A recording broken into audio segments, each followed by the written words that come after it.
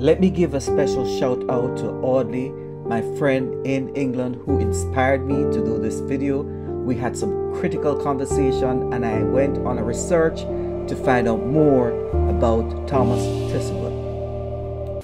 Hello, thanks for joining me. I want to take you on a journey this afternoon or this evening, wherever you are. And I want to tell you about a section of history that has somewhat been hidden.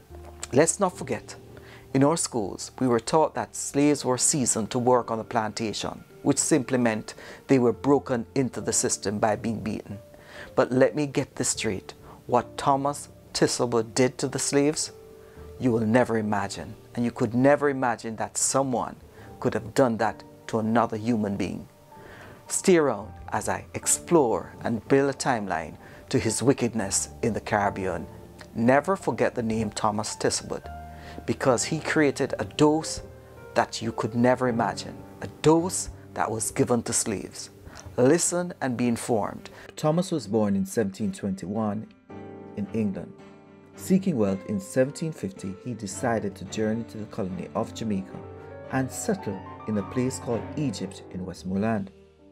He worked there as an overseer on 2 slave plantations. An overseer is someone who directs the slaves on their daily activities. He bought his first slave in 1756 and he also purchased land. One of Thomas's key attributes was his ability to document his daily activities, and he did so in great detail for over 30 years. It is estimated that his diary has over 10,000 pages. As I go more in depth in finding more about Thomas Thistlewood, I realize that his section of history, that his contribution to the wickedness has been somewhat hidden from public view. Let me go on. I can't comprehend why Thomas's work is not easily accessible in digital form so everyone can view the work. In his diary entries, we can establish that he had a sadistic way of life and he had a strong appetite for enslaved women. On analysis of his diary entries, it is estimated that he had over 3,800 sexual acts with over 138 women in 36 years in Jamaica.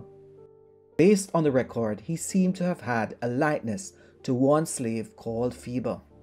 Thistlewood and other plantation owners believed that having sex with enslaved women would show white men's dominance over the slaves, of course. As a matter of fact, he started this when he was an overseer. He raped, beat, and murdered slaves. So when he got his own slaves, the treatment was not different, but more severe. Follow me again. Thistlewood was also known to have tied up his slaves, laced their bodies with molasses, and exposed the slave to mosquitoes and flies all night. Just imagine that. However, this punishment was far from what you could imagine. Thistlewood invented the Derby's dose. Yes, because this dose represents the lack of respect for human dignity. If a slave did something that Thomas thought was wrong, he would have the slave beaten, then lime juice thrown into the wound, and then the slave would be tied up. From Thistlewood's perspective, this punishment was not enough. So what he had other slaves do was to grab the slave who had committed that offense, tie the slave up in a position that would allow another slave to defecate in that slave's mouth. Of course, place their own feces, their body waste, into the other slave's mouth. And after that, the slave who had received the feces into their mouth had their mouths shut and gagged for 4 to 5 hours. And as a matter of fact, we all know if your mouth is gagged with an object or any item within, you are forced to swallow.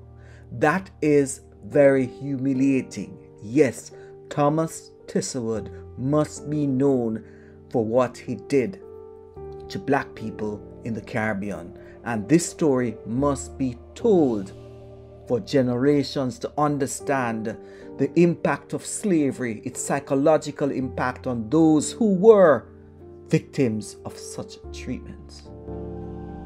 His line of punishment did not stop there. There are other things. Stay around as I continue to build the storyline regarding the wickedness of Thomas Thistlewood. Thomas Thistlewood also allowed slaves to urinate on other slaves in their eyes and in their mouths for punishment. He flogged slaves for just waking him up in the night. In another entry he made, he flogged 2 slaves for eating cassava that was prepared badly. He was just upset that they would not be able to work the following morning, although they almost died. One slave that seemed to have received so many doses of beating seemed to have been Lincoln. His name is mentioned countless times in various diary entries. But let me say that slaves found ways to deal with Thomas Thistlewood in a passive way. As a matter of fact, I called it passive resistance, and this is also reflected in our history books. They pretended to be ill. They ran away from Thomas. As a matter of fact, they sometimes planted crops incorrectly. Slaves will also cause injury to the plantation animals. They would damage or lose the tools for the plantation. These were just some of the many strategies employed by slaves to ensure that they resisted this evil institution. However, the greatest resistance ever seen by Thistlewood was Tackey's rebellion or revolt. According to Thistlewood's diary, militia forces, troops, and Maroons joined together to attack Tackey's forces. The diary entry states that Tackey was shot and killed by Davy, a Maroon sharpshooter. From Thistlewood's perspective, he believed that Obia had a vital part to play in Tackey's resistance. Yes, and as a matter of fact, in that year, Obia was banned. Tackey, yes, he died in the attack, but we must understand the struggles of the black people as they fought to resist individuals like Thistlewood.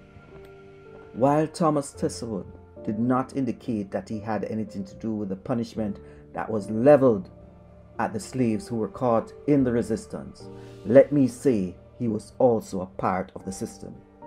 Those slaves who were caught were hanged on trees, and many of them, as a matter of fact, were placed on the ground and their hands shackled. After they were shackled, of course, their feet were set ablaze, and they would watch their feet burn into ash. And then they would take the hand on, and the hand would start to burn. And of course, that led to the eventual death of the slave. We should not try to hide the history. We should highlight the history.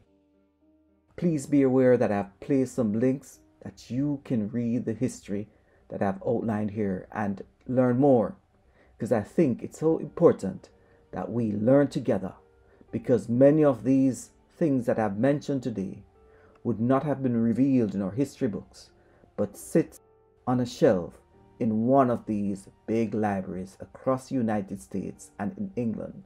We must make the information accessible to every Jamaican and individuals across the Caribbean. Now you see from what I've outlined here, Thomas Thistlewood should go down in history as one of the wickedest persons as it relates to human beings.